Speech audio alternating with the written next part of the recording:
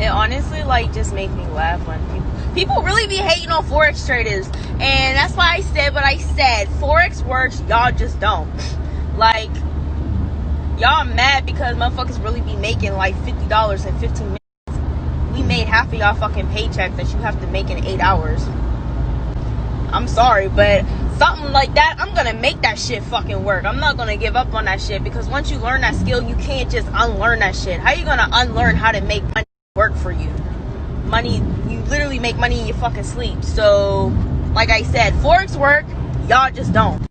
But I will say, because I am a Forex trader, I will say, if you got a Forex trader in your inbox saying that you're gonna make like $1 million, $1,000 in a week, they're capping.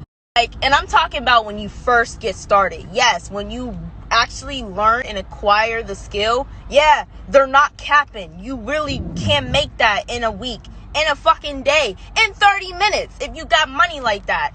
But if there's a Forex trader in y'all's inbox talking about the first week you join, you're gonna make $1,000, it's cap. I promise you, it's definitely fucking cap. But again, don't knock it. Try. Everybody's experience is different.